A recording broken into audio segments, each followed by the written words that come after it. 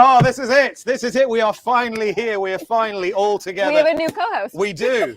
Brilliant. Off the champagne. Frankie Dettori for Cocktails and Conversation, the season finale. Well, I mean, you just couldn't can't write beat this. No, I mean, I wish the viewers could see what we're looking at right now. It literally is where the turf meets the surf, and I think we need to cheers to some champagne because, oh my gosh, we're all together. It's wild. Why is only 3 glasses? What's happened to We've mine? got 4 glasses here. This is the 4. real test, Frankie, that I can actually make cocktails because for the past year and a half, it's all been behind a brick wall and a camera and just trying to fake it. But here we are in real life. All So right. this is it. This is the first time we've actually met Mark. Yes. We've been doing this virtually for so long. I just feel They're gonna hug it out. we need to hug it out. They really gotta hug it out. Great to see you as well. Cheers. guys. And Cheers. And the man who has attended as a rider more Breeders' Cup events than anyone else in history, Mr. Frank. Well, We were talking about this. 1994, your first winner at the age of 23. That's right. What do you remember about that day? Everything, because it was my first time that I did the flying dismount, and basically I stole it from Angel Cordero, but it's been a success ever since. You've given him credit, right? Yes, absolutely. It was his thing, but now I stole it from him. So that was the first time when Barathea won the mile, the first time you did the jump? Correct. That was the first one, and I think since then I must have done a few vows. At what point did you decide you were going to do the dismount? Is it something you thought, okay, as soon as I win one, I will do the flying dismount thanks to Angel? I did 4 winters in Santa Anita, and I was a teenager, and Angel used to fly in from New York, and I used to admire him and glue watching him ride. And when he used to win a big race, he used to jump off, and in the backstretch in the mornings, I used to kind of copy it and do it. And then when I had the opportunity to win one of the British Cup in America, I did it, and the rest is history. Now, if I don't do it, they boo me. Can you imagine? Yes. I'm stuck with it. And you block this out every year, don't you? You say, right, that's the target for the first week in November, end of October. There's nowhere else you're going to be at this time of year, is there? Absolutely. Look, it's a great idea. It's been over 30 years now. I feel like probably because I'm the oldest, that I kind of the captain of Europe, and we take it on American in their own backyard. So I got this sense of responsibility to try, first of all, to win by myself, but make sure that I pump my European teammates up, and because there is that kind of rivalry. I mean, it's all pretty. It's like the Ryder Cup. Yes, absolutely. You took the words out of my mouth, like the Ryder Cup, and that's why it's been such a success. So you do get that feeling in the jocks room. So if, say, David Egan or James Doyle rides a Breeders' Cup winner this year, you'll be as almost as pleased for them as you. Yeah, you know what, and we try to help each other. There's a lot of people who haven't ridden in these tight conditions, so just to give you don't want to give too much away because you want to win yourself. But if you can give it up in hand to I call it my teammates from Europe, I do. How does California suit you? Okay. Yeah. Can't really beat Del Mar, can you? I love it. I mean, by the way, it wasn't like this 10 minutes ago. The fog was up to here. Yeah, it was. So now the fog's burned away. It's fantastic. Well, for those that haven't made it out to Del Mar, describe what it's like. This is your first time back since Breeders' Cup was here in 2017? Yes. Okay, so what is it like for you to come back down here? Because it's very different than Santa Anita. Absolutely. I mean, I had the ride round this morning with one of Pat Gallagher's just to reacquaint myself.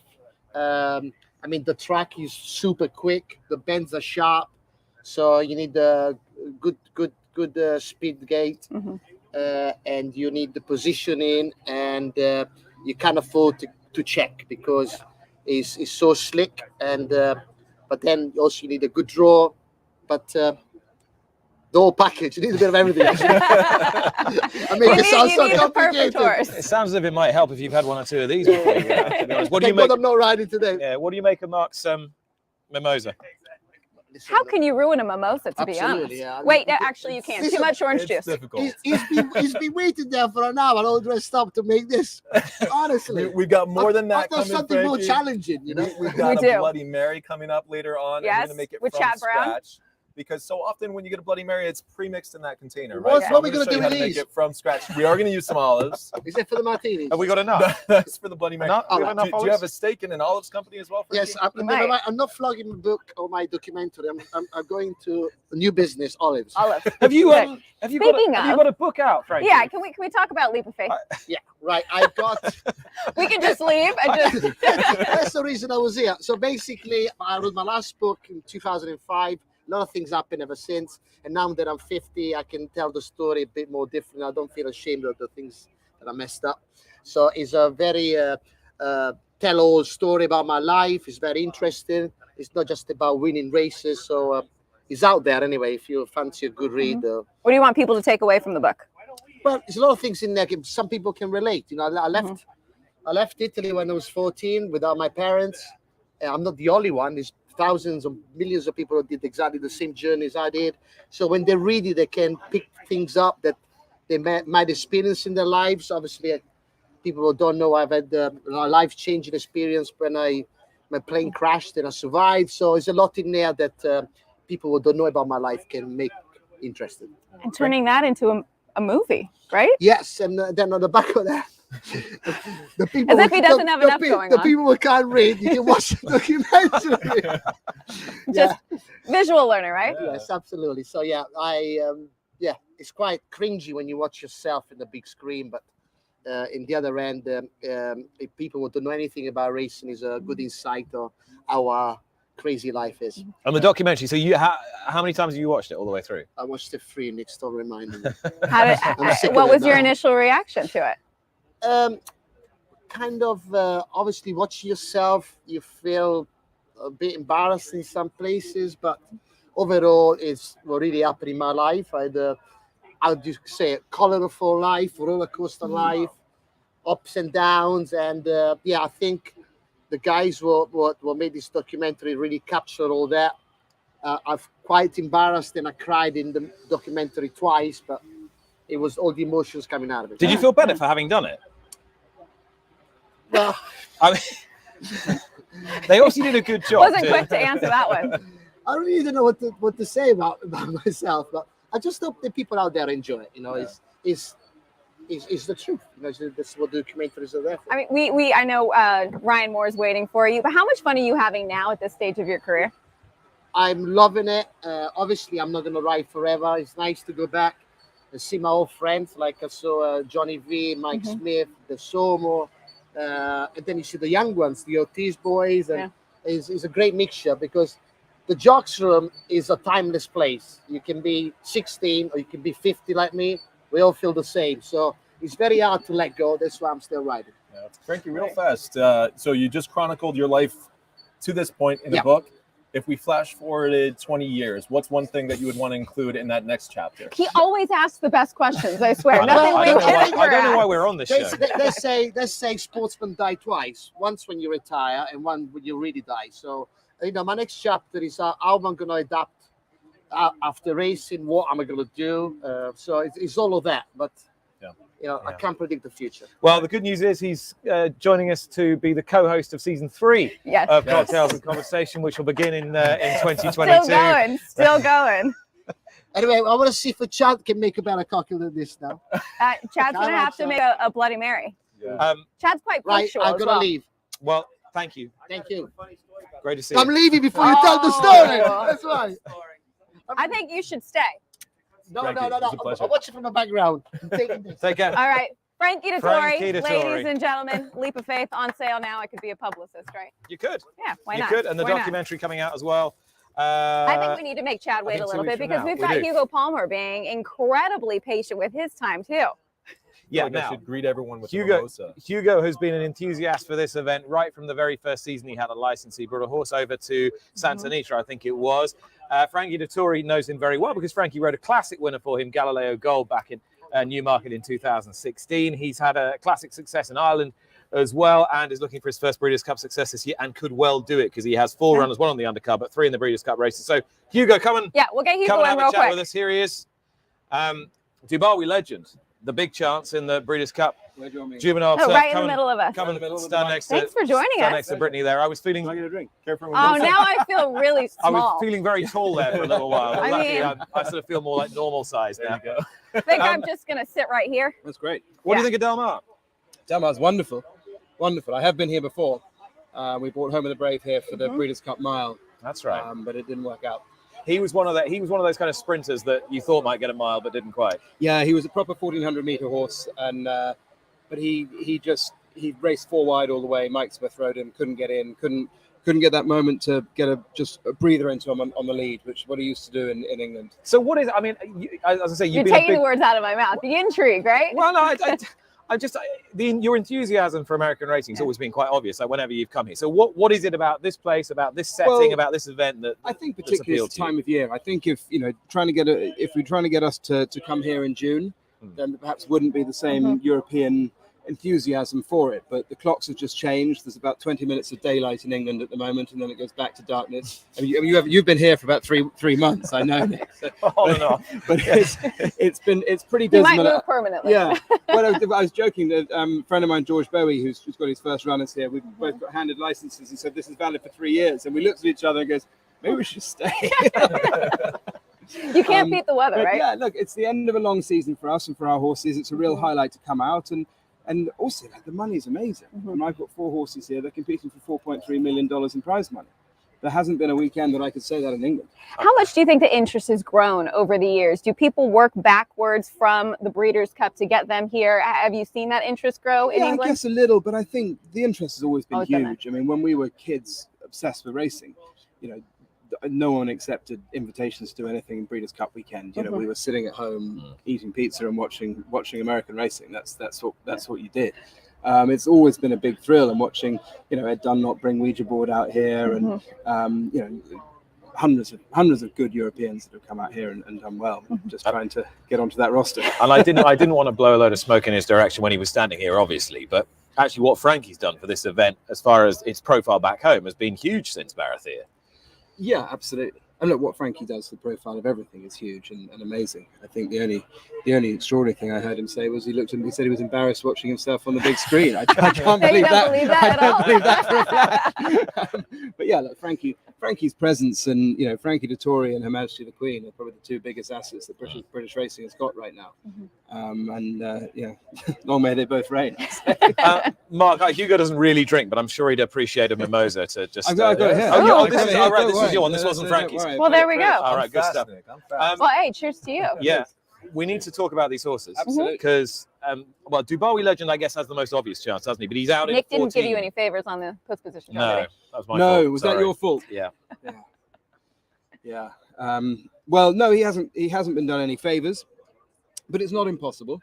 I know it hasn't been done in a Breeders' Cup winner here over a mile, but there's only been 1 Breeders' Cup here. So there's only been 3 turf races Small over a mile. size. Small sample size. But Hit of the Bomb did it in Keeneland. Caraconti did it at Del Mar. Six Perfections did it from 14. Did it from 14. Jerry Bailey. Order of Australia did it last year from 14 at Keeneland. Arazzi did it from 14, famously, but we're not that good. But look, it's not impossible. If I'd been drawing it myself, Nick, I would have chosen 6, but you'll remember that next time. Yeah, I'll do my best next time to get you the draw that you want. Handed you a bigger bang. Yeah.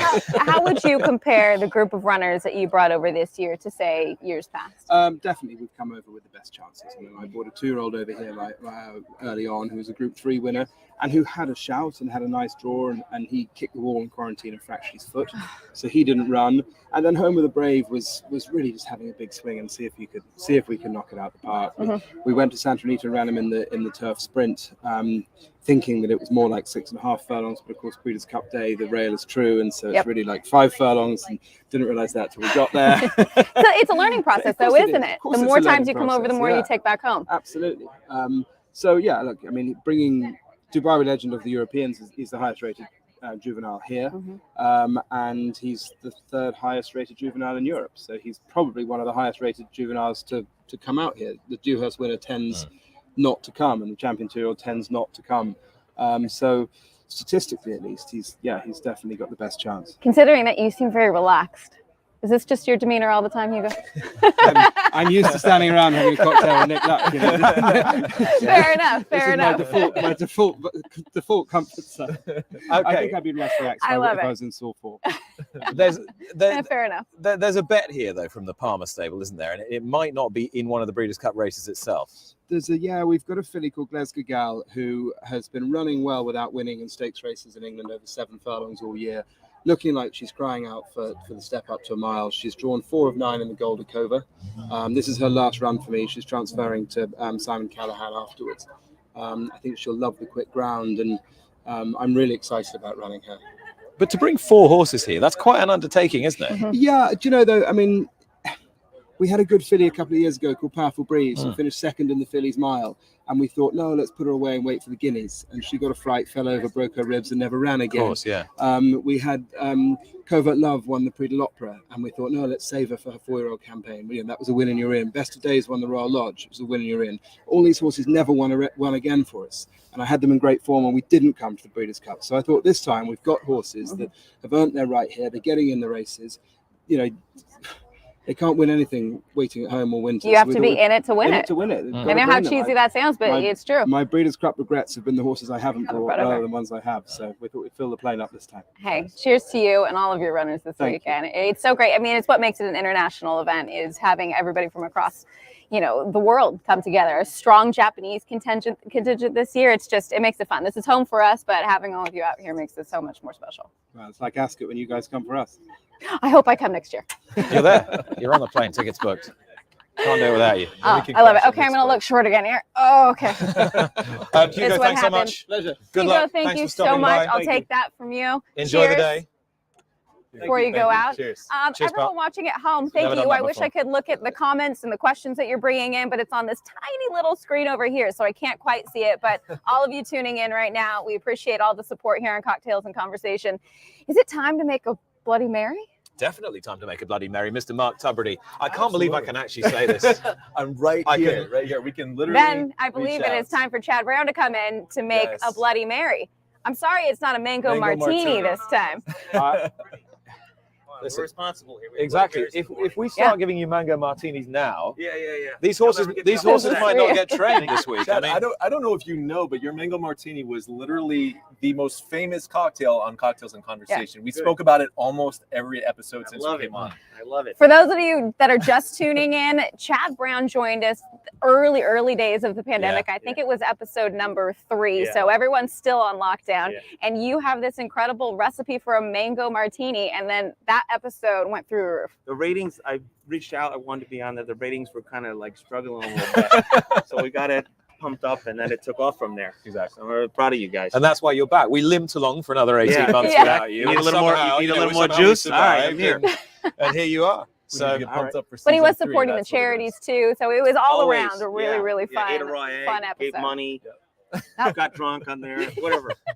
It was good. Okay, so take us through quickly what we're doing for a Bloody Mary here. Because I know, and Chad, correct me if I'm wrong, but so often when we have a Bloody Mary, it's coming from a pre-made mix, right? People will buy it in the supermarket or you'll see that at a restaurant, but it's actually fairly easy to make a Bloody Mary at home, but it is a lot of ingredients. Right, so we're going to start with a cup of tomato juice. You do want this thick, kind of viscous tomato juice that you get from the jar or from the can. We start that in our cocktail shaker. Okay. Next, we do want some lemon juice. You want some acidity. Actually, when the Bloody Mary was first created back in the 1920s, it really was just vodka and tomato juice. And who wants that? It's kind of sweet and strong. I need a little bit spicy. of acidity. Yeah, we need a little kick. Exactly. So I only know the mixed kind, so this is bougie version. Bloody Mary. But you know what? It's worth it though, especially, and I always say this on Cocktails and Conversation, when you know where the ingredients are coming from, just like when you're having a great meal, like farm to table, you want to know where that food's coming from. Same thing with your cocktails. It's all about provenance, right? All about provenance? Yeah. Yeah, absolutely. Yeah. So is that freshly squeezed lemon juice, or have you taken that out of a bottle? I did that right before this show today. I witnessed him doing that. I said I can't do it out of the bottle. Yeah. So the lemon juice, we're going to back that up with some Worcestershire sauce. It's difficult to say, but it's delicious in a Bloody Mary. I've been saying it wrong this entire time. So a half ounce, the same amount that you did for the lemon juice, we're going to do for our Worcestershire sauce. Next, we're going to add some olive brine. This is something we used to do at the 21 Club, and I don't even like olives, but this adds a really nice kind of briny undertone. Oh, I was going to say, I think Frankie took them all. Do you need? Courtesy of Frankie Dettori. Yeah. He's an olive guy, huh? I mean, Chad, for how many times you've been coming to the Breeders' Cup, can you allow yourself time to just enjoy a little bit? Like have a Bloody Mary, go out to breakfast? Yeah, no, actually. Now, the little breakfast here in the evenings, yeah, it's a little letdown during the week. So it's good to get away when you have less horses to deal with. And so, yeah, it's a nice little getaway for not only me, but all my team, too. Oh, yeah. We have a fun Breeders' Cup week every year. Am I right in thinking that you do a dinner for your staff every Breeders' Mm-hmm. Cup week? Is it like the Wednesday night or the Thursday night? Yeah, so it's tonight. Sorry. We jumped in on your dinner last year. It's expanding, so now we're having two. We had last night at the sushi place, Ken Sushi, that kicked it off. And then, now we just have a dinner week. So Pamplemousse, I've actually never eaten there, so I'm excited to go in there tonight. Unbelievable. So I'm taking all my crew in there tonight. We're going to have a good time. Yeah. Awesome. So to catch you up here, we have added... Okay, so we have questions from up top in the breakfast marquee. What was the question? This is a whole new experience for us. This is great. Wow. The beer? So he's wondering what the beer is. Sauce. Oh, it looks like a beer bottle from up here. But that's an idea for another cocktail. Maybe a little stout in there. We'll call it an Irish Bloody Mary. Exactly. That's what All right. I get The what great thing about we've never had an audience. It's a whole It makes it kind of fun. It got everything going on here. Yeah. I was expecting that. I was going to challenge him to pound it. Yeah.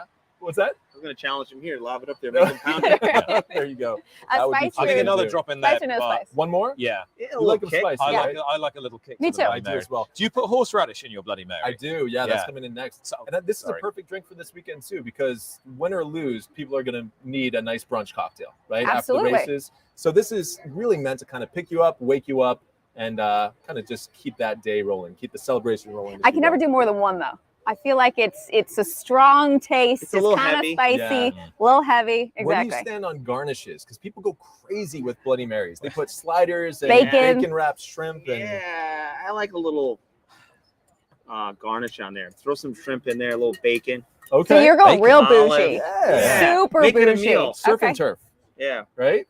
The celery is all really. When I everything. started out doing this job, I never thought I'd be on a show where somebody asked Chad Brown, "Where do you stand on garnish?" Yeah. Yeah, that's the real- we that's just the hit beauty another of it. outcome. But we know now. Yeah, we know. Just keep asking. I'll Surf keep and turf. answering. and I agree. Talking of surf and turf, you had a good Breeders' Cup Good last segue. time. The only time it was at Del Mar Great before. segue. Yeah. Is this a place you naturally warm to? Do you like it here? Yeah, I do. And we've run most of our races on the turf, but we ship in other times of the year. It's mostly been turf horses, but we did. We had a nice dirt winner last time it was here, and I find the course to be very fair, particularly the turf. I love running here. It's the turf has a good bounce to it. You can win from anywhere, which I prefer on my firm tours. I like firm. I like dry turf courses generally, and I just want a fair course where I can win. On the lead, middle, or from dead last, and we've done that here numerous times. You've shipped in and won, not just for Breeders' Cup, but other times mostly during the fall. I'm thinking of Hollywood Derby time. Yes. Yeah. Nobody loves when, especially the Southern California trainers, oh, Chad's sending out his monsters here again. But have you thought about making a base out here in Southern California for the winter, just because this is what the weather looks like? Yeah, I've thought about it. Every year, particularly after we have a nice weekend, and I've had a lot of requests too from owners and such, and. It's just I'd love to see my horses train. I don't like to be too far away from them, and it's a big commitment for me to be here, even if I send a small string. So I just feel like if I wasn't committed to being out here myself, it's the only reason I haven't done it. But I keep thinking about it, and you might see me at Clocker's Corner one winter every day. He's going to go to Pamplemousse tonight and be convinced that he wants to stay I'm here. getting closer to doing it. So do we shake or stir? Or how does a Bloody Mary work in That's those terms? a great question. So if your mix is already pre-mixed and pre-chilled, I'm happy just pouring that on top and giving it a gentle stir. If you do need to chill it, I prefer to roll it between two tins. You don't want to shake it because you don't necessarily want that aeration and all of that kind of foam on top. So a gentle roll between two tins is perfect. Now I'm going to portion this out for you guys. You never know what you're going to see. Who is that running on the turf course currently? Is that Jose Ortiz? It looks like It is. It is Jose Ortiz. Check the just having- dirt. Check the dirt. yeah, he on wants the to rail. also check the dirt. I mean, that's the thing. You had a lot of European jockeys everything walking the turf course earlier to get a feel for it. He's just running it to, I don't know, It's just a get a gentle good jog. workout. Yeah, I think he's training himself. Yeah. Because if he's Thank you. checking the turf on the outside rail, I don't want him on my horse. Okay. So He's found a faster strip. This is definitely about his own training. He's found a because you like faster strip garnishes. around the Yes. hair rail. Oh, wow. All right. That is This fancy. looks good. Is that garnished enough These are for you? not quite It's as fine. fancy. Oh, it's okay. Our guests deserve the fancy Go, stuff. Nick. Thank you. Cheers. And of Okay. course, I didn't mention it, but I did add some Tito's handmade vodka. We did 3 ounces in here because why not? Okay. What is Cheers. it the polite thing to do? Do you just put the lime in there, or is that just I a think- ghetto move? What? Talk to me No, here. not at all. Actually, so that is a functional garnish. If you taste this and you think maybe it needs a little bit more acidity, the acidity is right there in the garnish. So you can feel free to squeeze that in and kind of adjust the cocktail as you like. All right. And then what do you do with it? You just leave it. So you just put it in. there. I mean, I put it in there. I didn't want Just to. throw it straight in there. No, Okay. drop it in there. Absolutely. It's a casual drink. This is Salud. not a James All right. Bond martini Thank you. that we did. To Cheers. a wonderful Absolutely. Terrific. Breeders' Cheers. Cup weekend. Thanks for Thank having you, me Mark. back. Thank you, Mark. Well, you Cheers. can't leave yet. We haven't even asked you anything. No, I'm not going nowhere. That's Wow. very good. I like That's that. that's Wow. delicious. And that's from scratch. I So need you that don't recipe. have Oh to my rely on gosh. those mixes from the stores. It's just about the proportion: tomato juice, some citrus, This is great. olive brine, a little salt, pepper, and Tabasco. But it's because not. Nick But likes it's it. not. It's not aggressive. It's It's not light. too. There's not too much of a kick. Yeah. I'm going And- to school Jack Christopher here in race 1. I'm going to Okay. be walking in there in a cloud. Fantastic. Speaking of, Wow. Exactly. I mean, I want, before I put words into your mouth of what I have seen from him, how would you describe what he's done thus far? This horse reminds me of Ghost Zapper. Whoa. Wow. Okay. I'm not saying he's going to achieve what he's done.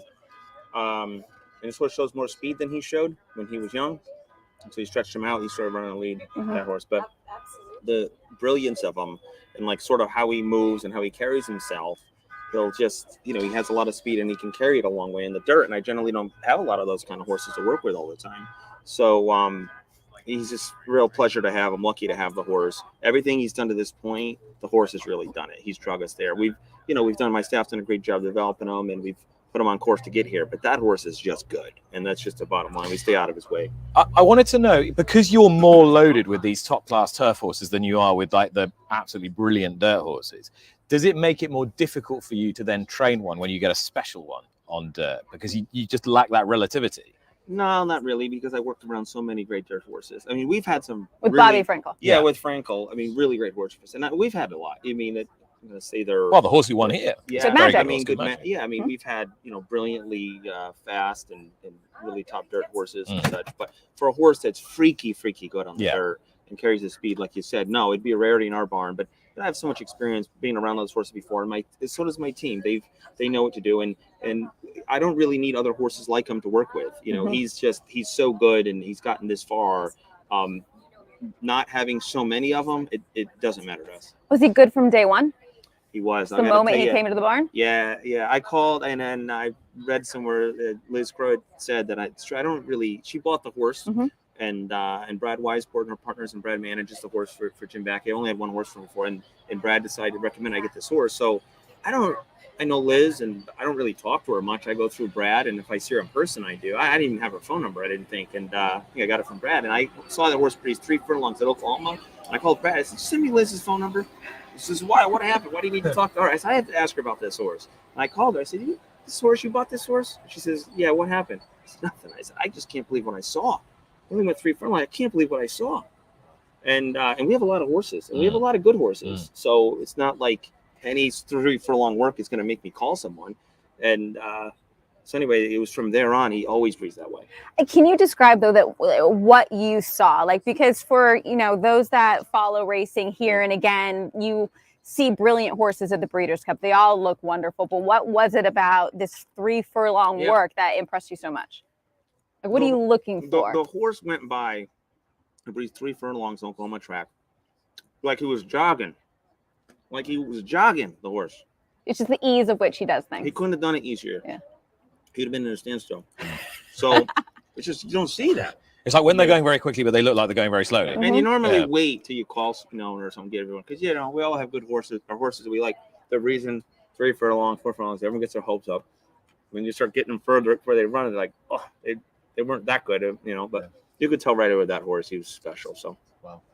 So how much is having an all-timer dirt horse an itch that you need to scratch? Yeah, no, you'll. We have talked about it a bit before. Yeah, I mean, it's a very competitive space in America. You know, go to the sales now, look at the results, look at the partnerships that are there and such. You're trying to recruit good dirt horses, and it's getting harder and harder because that's where everyone wants to be. So to get your hands on one by any means possible, whether you buy one or have a breeder send you one, or they can come from anywhere. And this horse wasn't an expensive yearling. Liz did a great job picking the horse out, and Paul Sharp, who broke the horse, did a really good job. Everyone that's touched the horse has really done great with him. And you know, he's lucky enough he landed at our barn this time. So hopefully we can keep him going. Inside post. I did. Truth be told, I wanted to be outside in case somebody wanted to go out there and just kind of stay out of trouble and just stay away from anyone pestering the horse, really, making him move before he wants to, you know. But he's there, and I'm just going to leave it up to Jose, and he breaks good and gets out there, and hopefully he he gets the job done. And Jack Christopher got his workout in. Jose's getting his workout in. We're getting our drink on. Everyone at home, we're enjoying Frankie Dettori. So I wanted him to stay here. You want to hear my Oh, Frankie yes, the Dettori story. Yeah. He wouldn't stay, though. He didn't So- want to be present while you were telling So it. is it okay if I take my garnish out here? Yeah, I better absolutely. bite this thing. Right. 'Cause every Trash- time I trash drink it, to looks the like I have right. a tree in front of me. So anyway, Frankie Right there. Dettori. In 2014 at the Breeders' Cup, down How's the the hill. mic placement? We got to hear this story, right? Is that okay? Am I okay here? Cool. 2014, down the hill, we had a horse, Bobby's Kitten, who looked like he was going to be off the board when he hit the dirt, crossing over, comes from dead last and nails No Nate Never and Frankie Dettori right on the wire because he was out in the center of the track. And I don't think this other horse, I mean, Bobby's Kitten was coming as fast as a horse has ever come home at Santa Anita. We got there, but I don't think the other horse saw him, in fairness. And he nailed him. And 2 years later, back at Santa Anita, Lady Eli's running on the turf. It's just a dream story. I mean, the movies are already calling this is going to be the best ending. Vic's already laughing. And He knows the and results. Frankie Dettori is riding Queen's Trust, Mhm. and he breaks from the gate, and he gets right, and I could see it happening down the backside. He got right behind Lady Eli, and he just put his head down, and he followed her upper rear end the entire race until he slipped outside of her at the last moment and nailed her on the wire. And I was just so crushed. And I walked out on the track to go get my filly. And then here come Frankie, come back, saluting everybody. And he pointed his whip at me. No. And he goes, "That was for No Name Never." Wow. Right on the track. Yeah. So there's no confusing that. That No. was the I said it was on his mind for 2 years. I know that. Apparently. So, and I'll tell you, she was a really nice horse that beat us. Our horse is one of the greatest turf horses this country's ever seen. I do believe that. But I don't know that another rider would have won the race that day with Frankie Dettori. She was brilliant, but it's what she came back from. I Yeah. mean, for those that don't know the Lady Eli story, she battled laminitis and then came back to win a Grade 1 after that time off. I mean, she was truly incredible. But it was the immediacy of the brilliant performance she put in the Belmont Oaks. And I was there that day on one of the NBC Challenge Series shows. And I thought, you don't see American trained, American homegrown turf horses do that. No. Right. And I was just standing at the quarter pole thinking, just as she exploded, I went home saying, nothing will beat this. And then it was only a day she trod on a nail going back to the barn that day, didn't she, from the track? Just an hour after the race, coming out of the test barn, she stepped on a nail and she developed laminitis. And I'll tell you, people, now it's been some time, don't really realize that. I mean, that filly was within hours of putting her down. Hours. Everyone's prepared. Everyone's ready. The vets are ready to put her down if she has a bad evening here. And we were there, and she came through that night and made it. Came back, won a Grade 1, won an Eclipse Award as a champion mare after all this, and still managed to win Grade 1 races in 4 straight years, having to be near death. So great horse, but Frankie got me there. If I could have traded wins, I might have reversed them. So you don't want him following you in a turf race. Believe me. No, so I'll probably always make the right move. He will in the last move.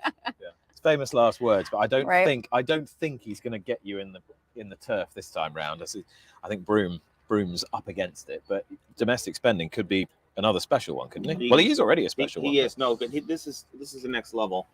He's got the turn of foot. He's got the quality to do it. He's got fast numbers. He runs as fast as bricks and mortar, Flintshire. He's run those numbers. He ran a little faster actually than Manhattan than those two did. So I know he has it in him to come up on the big stage. If he can get the mile and a half, he trains like he can, but we have to see it.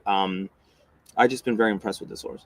I mean, do you think the opposition is going to be aware that if there's one potential flaw, it's that your stamina is not as cast iron as one or two of the really kind of grinding Europeans in the race? Yeah, I mean that's true. That's the only thing besides the poor trip and getting which is important here. It's important here. That's the most important thing. Yeah, you're right. And then staying a mile and a half. But I mean, yeah, there's some other horses that can get the distance, like you said. But any sort of grindy, just stamina-oriented horse, if he's lined up next to him, he's got such a turn of foot that I'll be able to stay with him. He's got a real kick, hasn't he? Yeah. Well, the clouds came back in here, but still, I think it's going to be a beautiful weekend. Thank you for joining Thanks us for again. Having me. We need to get Best the mango I ever had. martini Best I ever recipe. had for sure. Okay, We need that recipe. We're like old Italian ladies trading recipes. All right, I'll give you my mango if you give me your Bloody Mary. Absolutely. One suggestion for dinner at Pamplemousse: the grilled cheese. Lobster grilled cheese is out of this world. I wouldn't have went for out that. of this world. We're yes, getting it. have to. Absolutely have to. I once ate a lobster grilled cheese at Pamplemousse while TVG's Mike Joyce gave me a shoulder massage. But that's a story for another day. That is a story for another day. It is. Yeah, you're with that. Mike Druff, good luck with all of your runners. Thanks for joining us. This was fantastic. Thank you so much. I'll steal this from Great to see you. you. Thank you. Thank you. I'll steal this from you. Thanks. See you later. All right. We Chad will Brown. speak at some point over the weekend. That's it. Thank you. Got an applause walking out. Wow. The live audience vibe. Yeah, I I'm like quite it though. enjoying it. Honestly, yeah, you brought those. So our next guest coming up has more personality than I think anyone I know, and he's been super patient. And he's honestly, you could have your own show. Wayne Catalano, get up here. And the thing is that even though Chad Brown has trained countless winners in Breeders' Cup races, this man, his strike rate is just phenomenal. Unbelievable. Because it's great to see you, by the way. What can we get you to drink, by the way? Bloody Mary or mimosa? Or neither. Or neither. Mimosa's good. Here we go. Good? Okay. Mark's on it. So tell The cat. Yeah. Tell us about your first Breeders' Cup experience, Wayne. My first Breeders' Cup experience was trying to remember the first one. My first winner, I know. The first one we were running, I'm not 100% which one that was. Go first winner, though, because that's one that you probably have. It's easy to recall and remember because you can't forget your first, right? Yeah, the first one was Dreaming of Anna. It was at Churchill Downs. And she was unbeaten filly. And she was on the grass, never been on the dirt. And they're calling me every week, wanting to know when I'm going to breeze her because she's never been on the dirt. You're the favorite. You know, like, guys, you know, I'm not breezing. How could you not be breezing on the dirt? You never run on it before. You know, I mean, you know, when you're running, working or whatever, they wanted to know. And Philly wasn't quite ready to do anything yet. I didn't tell them that. She wasn't doing what I wanted to do. So we had to back off and wait. And, you know, I had to get down there and get her back in the feet up and doing the right things. Right. And, so they kept bothering me about it. You know, you got the favorite, blah, blah, blah, blah. So make a long story short, you know, she went to the front and never looked back on the dirt. And right around the inside from the front. she went to the lead with Renee Douglas on her. And, I could see her coming down the lane today. And she's like, you know, Dreaming of Anna is still there. Here comes Oxford. And then Oxford was kind of coming at me with Mr. Fletcher. And, you know, Dreaming of Anna kicks away. And won my first Breeders' Cup. It was like very exciting. And, I mean, what was going through your mind as she's crossing that wire first in your first Breeders' Cup victory? Well, my first Breeders' Cup experience is my father. I looked up in heaven; he had passed away, and he was at the Derby with me in '97. So it was pretty good. But it was a beautiful race, and the way he ended in the circle, and all my friends and family around him was like a beautiful thing. So that was my first one. The Breeders' Cup is so special for so many reasons, but especially if you've been in this game for a while and you finally get that pinnacle moment, right? It's something you'll never forget. No, you don't. You don't forget your first one. You know, they all special, but your first one's like, you know, it's like your first kiss or your girl or your woman or whatever, your first date. You know, but anyway, because my lovely bride's in the audience or whatever, 42 years. Oh, I love 42 that. Years. 42 years I had to put up with her.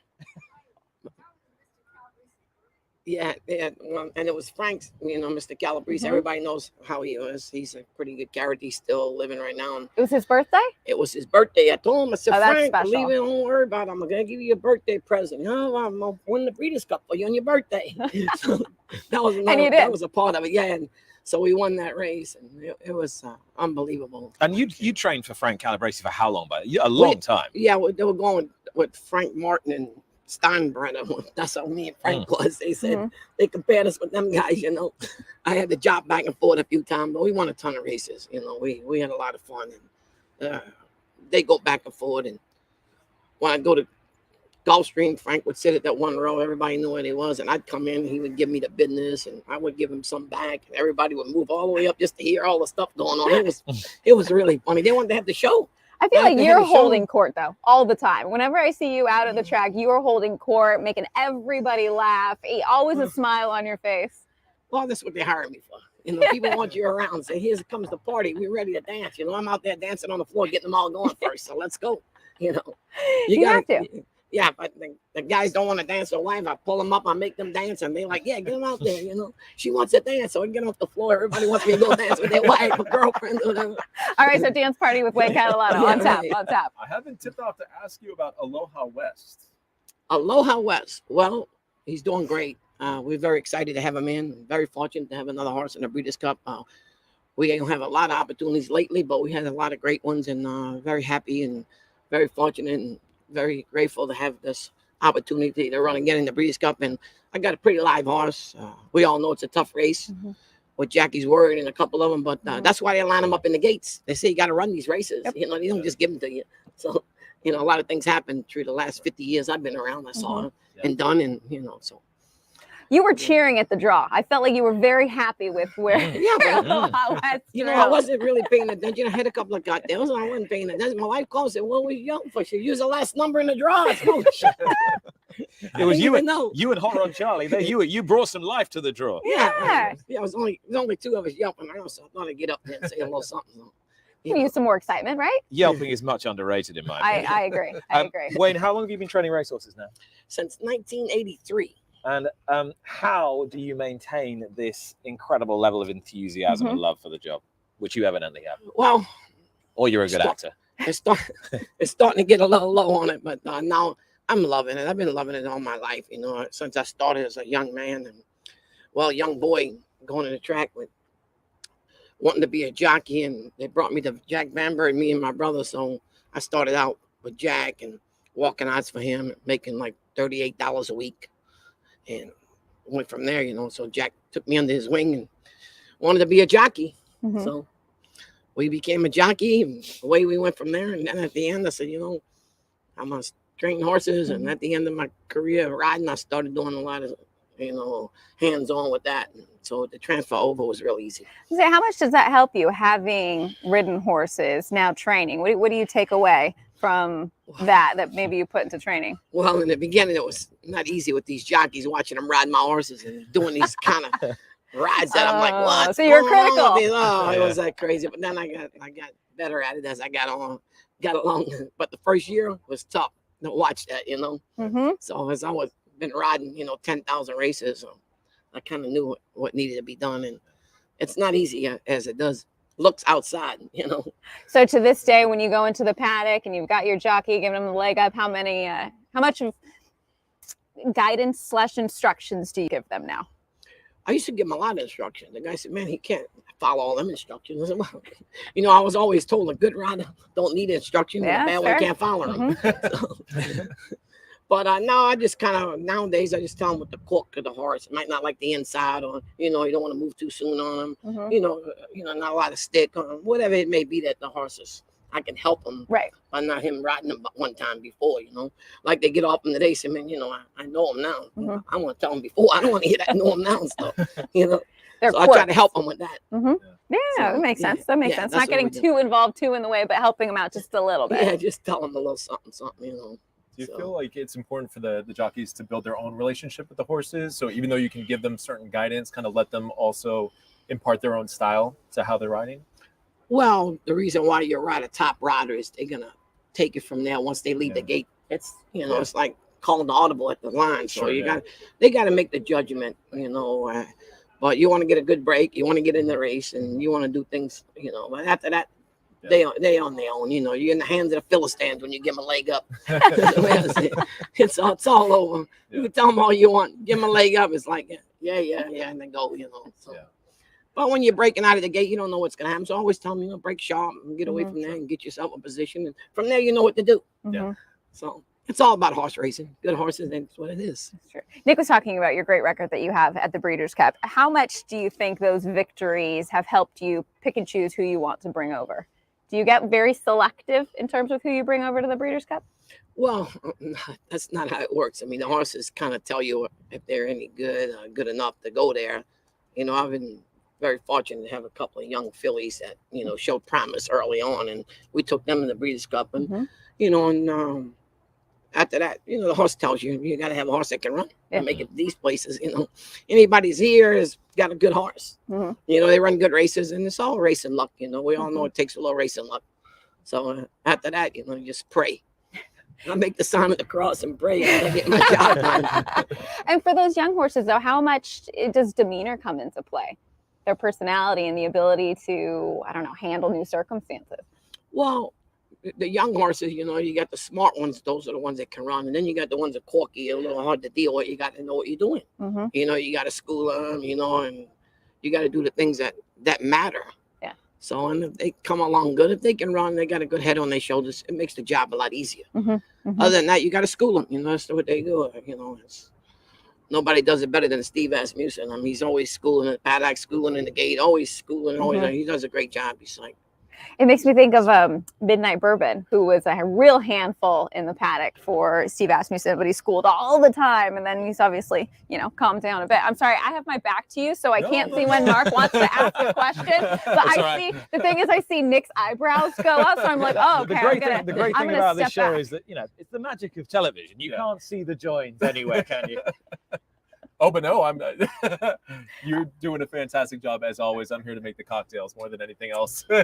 I tell you, I wanted to ask Wayne. You mentioned Steve Asmussen there, and he trains hundreds of horses. I don't know how he might even train 1,000, but maybe what people always observe about him is how on it he is, how he goes into everything in such granular detail, and people assume that if you train hundreds of horses, you're not all in and hands on.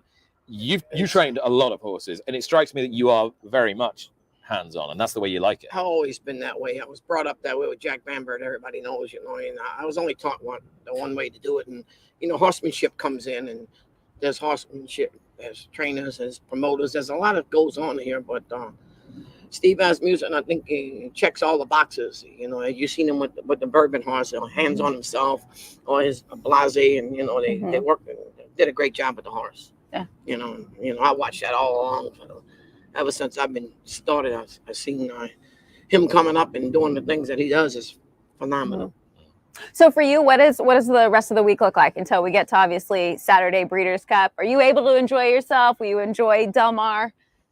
Well, when you're doing it 50 years, you start to slow down and enjoy all the steps. And my lovely bride came in last night, so we're gonna have a little fun here now. So go dancing. The sun right? comes out. Yeah, she likes to dance.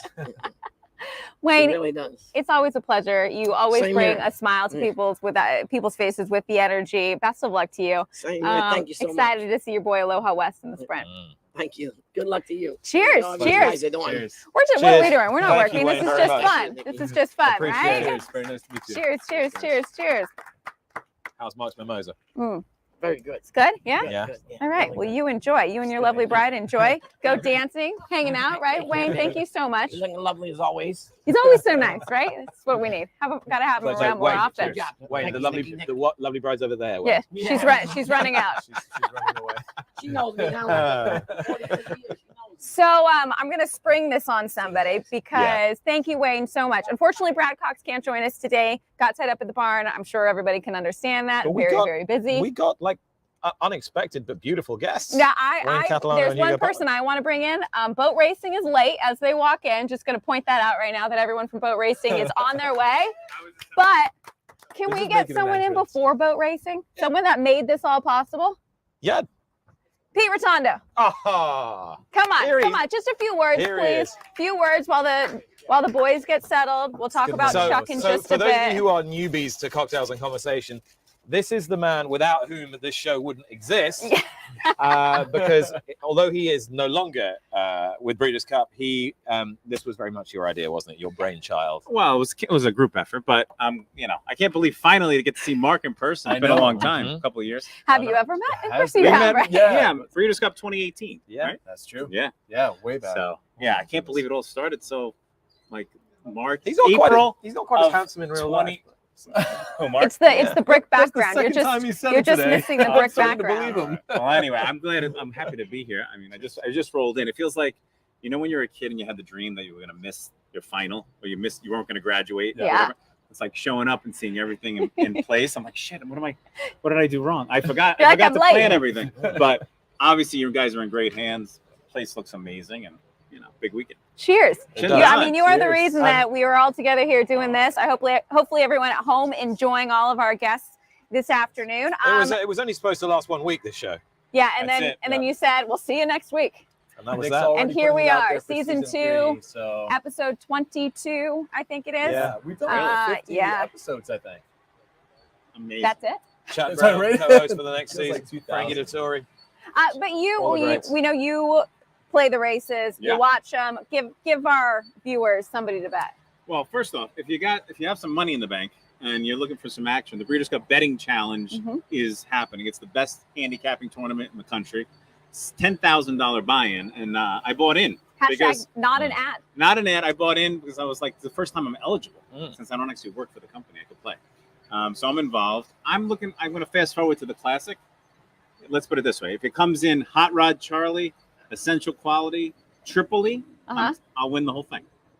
Wow. Cold try. Cold try. We Ice didn't cold. ask for it, but that's what we got. That's An what we ice got. cold. And not because these boys are coming on right now, but I think Hot Rod Charlie's sitting It's a on good huge intro for race. them, though, I right? mean, he looks like a monster on the track, and I'm waiting for him. And that Pennsylvania Derby is looking better and better every day. So And Yeah, they're in those of agreement. you with longer memories will recall Pete as the star of the popular reality show Horse Players back in the day, and something I was reminded of one day at Keeneland. yeah, that's right. When someone came up to us and said, "Can you take a photo?" and So I puffed my He was chest ready. out, going, Thanks. "Oh yeah." and they handed Nick the camera. It was something I'll never forget. It was so beautiful. It was a wonderful experience. But yeah, those were some fun days. In fact, that year in the Classic, I gave the cold try on the show. So You just we're gonna try to hopefully redo gave it it again. again. One Yeah. more time. Cold try before cold you head up. try, Hot Rod Charlie, Essential Quality, Mhm. Tripoli. Tripoli. All right. With that mic drop. All right, go get him.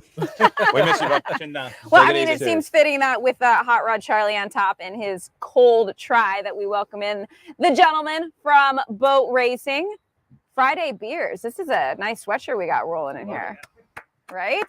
Gentlemen, how are Our you? live audience has All slightly dwindled, We're back again. unfortunately.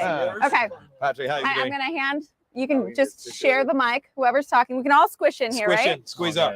Squeeze up to the Let's bar. get Here. rolling. Why don't I? How's it going, guys? I'm going to move over here. So the Hot Rod Nice to meet you Charlie guys in journey person. continues. Great to see you guys. I'm just going to Yep. sit right here with Yeah. you. You guys squish in over here so we can see you all. How's the week been? Well, I would say expectations, emotions are upsloping towards a peak, hopefully Friday night for our Friday Beers party. And then Saturday. And hang on, what do you make of Pete there? He's very confident. He said Hot Rod Charlie is sitting on a huge with a massive Y performance on Saturday. What's the feeling in the camp? What's the kind of confidence level compared to earlier in the year?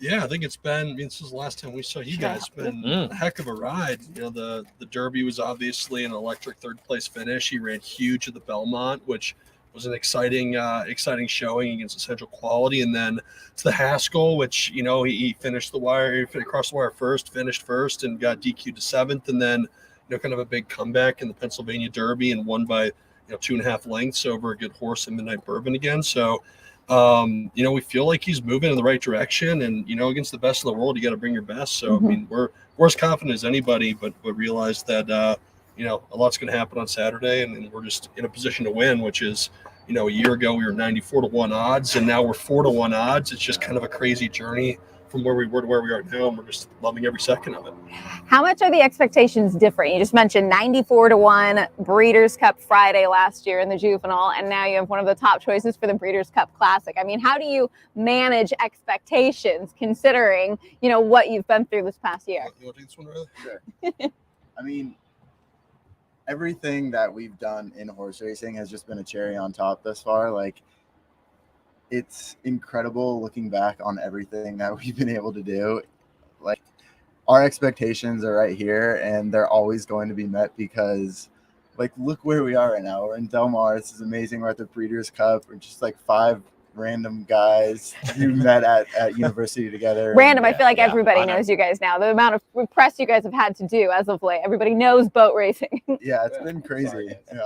Yeah, I mean, the better mathematicians watching will realize there's only 4 of you here at the moment. But there is a. Yeah. We can crop Somebody them in or has to work something. in our group. Yeah. I think we were short one person too, right, for the virtual show. We were. I feel like I'm in the mush pot. I'm just gonna come back here. Yeah, that's a lot better. Do you guys now almost feel like you're on like a football team together with Chuck? Like, do you have that type of camaraderie with him? I know you do, but. Yeah, Pat, you want to take that one? Also, what do you guys like to drink? I'm going to line up some Palomas. Ooh, yes. Cool? Oh, that's what we're making, the Paloma. I'm just going to make it while you guys talk, and we'll get some drinks flowing soon. What's in a Paloma, by the way? So traditionally in a Paloma, you actually have tequila, grapefruit soda, if you were ordering this in Mexico, and then a little squeeze of lime. But you know, mixologists in America love to kind of complicate things. So we're actually replacing the grapefruit soda with fresh grapefruit juice, some lime juice, agave nectar, and then getting our carbonation from club What soda. have you got around your rim? You and the rims. We've got a nice tahine, which is like a spicy chili salt rim. So kind of along the Bloody Mary lines, a little bit to wake you up. And, you know, you're spicy enough, Nick, but we'll add to that rim. just a little bit more. If I remember last Breeders' Cup crafting card, you talked a lot about rim or something. Well, Mark is a sort of, as you can tell at the moment, He doesn't want a messy rim. He's rimming his glass at the moment, and it's something. It's very much his sort of signature. Yes. So always need to know. Need to know what he's just putting Be around. careful what you say on the around the glass. Where were we? I think you were Football talking team. about our boy Chuck. Yeah. No, do you feel like you're on a football team with Chuck? But like a genuine closeness to this animal. I mean, when I was talking to you guys the other day after the draw, you were saying this amazing horse that has bonded us together. You feel a hell of a lot for him. 1000%. You know, every time we come to the track, we go say hi to him. Every time we leave, we say bye to him. So we try to pay homage to this horse who's given us so much.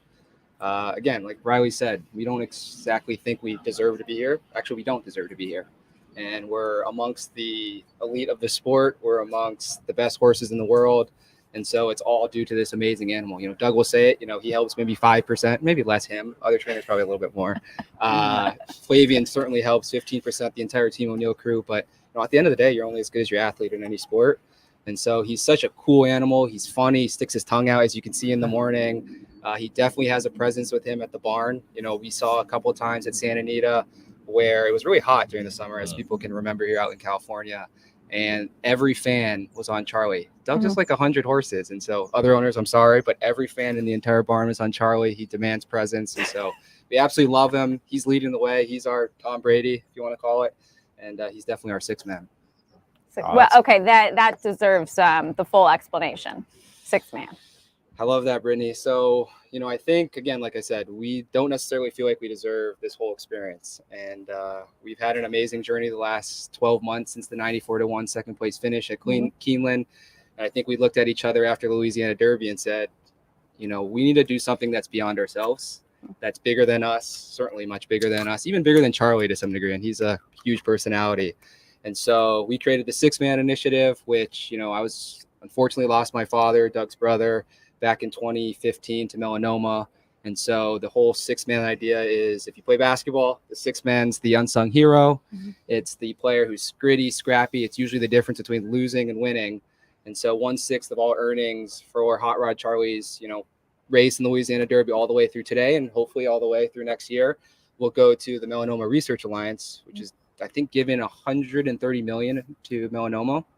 And back when my dad was diagnosed with cancer, they only had 3 cures for melanoma at the time, and today they have 11. Wow. And so, the last thing I'll say too is Roadrunner Racing and Bill Strauss, they've also donated to charity. So just this whole great good vibes throughout this entire Charlie campaign. And we're going to have fun along the way, as you guys can see, but we also have kind of a mission and an impact behind the scenes. Go ahead. And just the sport as a whole. I mean, you guys are unusual, which is why everyone's cleaved to you, but you're not unusual compared to the majority of the country. It's just in the kind of somewhat old-fashioned world of horse racing, you guys are a breath of fresh air. Do you feel a confidence that you can spread that love amongst people of your peer group? Is it working? Yeah, I'd say we certainly have felt that love all along. Hot Rod Charlie's been so great to us, but it's also been great to a lot of people who we know closely and those who we don't know at all. He's been a real galvanizing force through a very difficult year for many people, starting in November of last year through now. But we have, I think I'll speak for all of us here, we have random people come up to us all the time and be like, "Oh, Hot Rod Charlie, you're like one of those guys just so he goes on TV, you turn Churchill Downs into College Game Day." It was so much fun to gravitate towards, like you're saying, Nick, so much more relatable than the normal horse owner or horse fan. And we feel very blessed to be in a position to have a platform to bring attention from the masses to a sport and to an industry that we care so deeply about. Do you feel a sense of pressure at all amongst all of this? I see Patrick nodding. I mean, there has to be a bit, considering the media brigade that's kind of swarmed you all and being some of the few younger owners within the game. I would say not really. I mean, we just show up and hang out and do this. It's not really a ton of pressure on us. Hot Rod Charlie really dictates our levels of success. I mean, we're just being ourselves. We're not putting on a front. We're not trying to do anything that we wouldn't otherwise be doing. So it's really just us in our natural habitat with a couple more cameras, a couple more microphones in our faces, I guess. But it's we do ask a lot of you though. That's I sort of as soon as there is somebody with a great story in the sport, and the sport maybe doesn't have a whole raft of them, we're like, right, get them on. And I sort of feel quite responsible in that respect, that we're not abusing you. Certainly. I mean, I think it goes back to like where we come from. Like, we all have great parents, we all have great support systems. We're very fortunate in our personal lives, in our academic lives, our professional lives, and we're just bringing kind of all of that collectively to the table in a way that is representative of who we are. I mean, sure, it might be a lot of responsibility, but it's not difficult for us to live up to whatever expectations or whatever may be placed on us by this community. Those good vibes. I think that's worth cheersing to. Yeah, absolutely. What do we got going on over here? Can I ask you to help me out, Nick? Yeah, of course. No, this was a bad idea last time. Are you going to have him shake it? I've been waiting to be his. Oh, that would be a bad idea. It would be a bad idea. I don't think we should put that onus on him. Does the camera equipment cost here? Because we're probably going to drench that if Nick shakes, so let's not do that. Right? we won't go that direction. You guys poncho zone, like you don't want to take it. You want to? Well, I mean, let me make sure that the seal is tight here. I'm gonna get off set. You all. You guys were involved in a cornhole competition. Oh yeah. Yesterday. How did that go? Is that too much? This cornhole MVP right here. Not great. Representing the winning team from cornhole, but Bill Strauss, Greg Hellman, our good friend Abe Dube, we emerged victorious versus a team of Patrick, Riley, and Umberto. It was rigged, or you just not very good? I can right. Yep. Greg Helm is really sure. So that's James Bond, everybody. I'm worried that he's going to knock over this Bloody Mary. I wanted to get my hands on Mark Tubridy's shaker for 2 years, and finally, the dream comes true. Perfect. Thank you, Nick. I hope everyone missed what you just said. Mark, do you think you can make me like tequila? Light tequila? Yeah.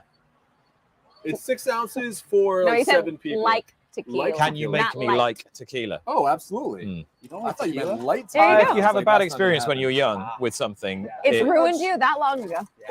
But you know what's all right, Nick? This goes back. I'm still to younger like than Frankie Dettori. Gin and tequila. I feel like people have bad experiences because you know the college years, guys. Yes. You drink something like a very poor quality representation of that spirit. And tequila, like gin, they have such recognizable flavors and aromas that you just tend not to kind of kick that as you try even better quality versions later on. But a cocktail can be a great way of reintroducing yourself to something that you already have like an aversion to. And I think the Paloma is a great way to reintroduce yourself to tequila. So hopefully this does the trick. We need a Chuck cocktail. Like, what do you think that would? What would that entail? What would be the spirit? Oh yeah, I'm gonna pass. Ready? Take one, pass it down, and we will cheers to Chuck. Beautiful. There you go. Thanks, Patrick. There you go. You don't seem that happy. No, I'm He looks happy. like- I'm just You don't. It's not a shot. You can just being a little sip on it. circumspect. Is it true that that's part of the tradition right before Chuck races to do a little bit of tequila, guys? Just a little bit. Take away the little bit. Take away some of those nerves. How And then if he wins, probably a little bit more, right? I'll tell you Win or what. lose, we're gonna have fun. Daylight savings time ends Saturday night. We're gonna need that extra hour for what celebrations are gonna go down. This is- Win, lose, or draw, right? This is Win, one of the lose, this or is one of the draw. great things about Breeders' Cup is that at the end of every Breeders' Cup it's daylight savings, and you get the extra hour in bed after the Saturday night. Let's cheers. It's just- Cheers. Cheers, guys. Cheers to Thanks Chuck. for having us Cheers to on. Chuck.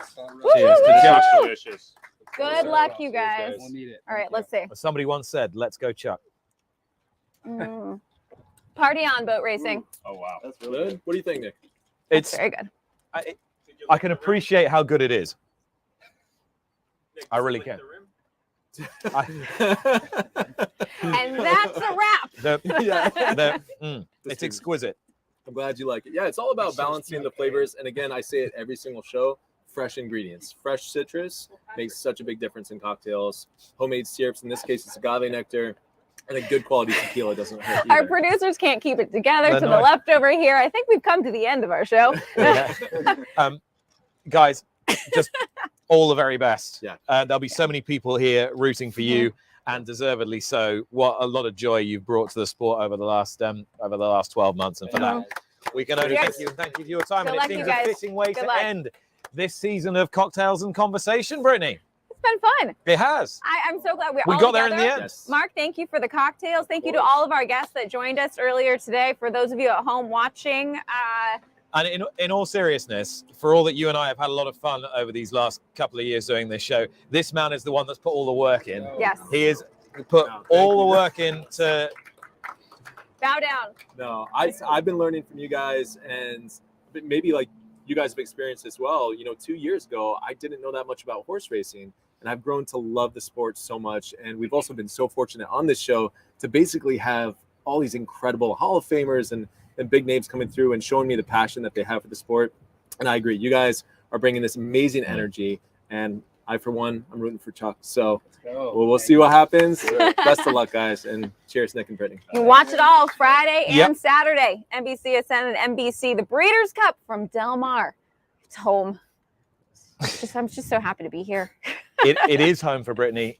For the rest of us, we wish it was home. Thank you very much for being with us, and make sure you watch us for the rest of the week from Cocktails and Conversation from the whole team. It's bye for now. Cheers. Cheers. Woo! Cheers, guys. Cheers, cheers, cheers, cheers. They come together in pursuit of the one reward that sets the special few apart. The title of World Champion. The Breeders' Cup World Championships at Del Mar, only on NBC.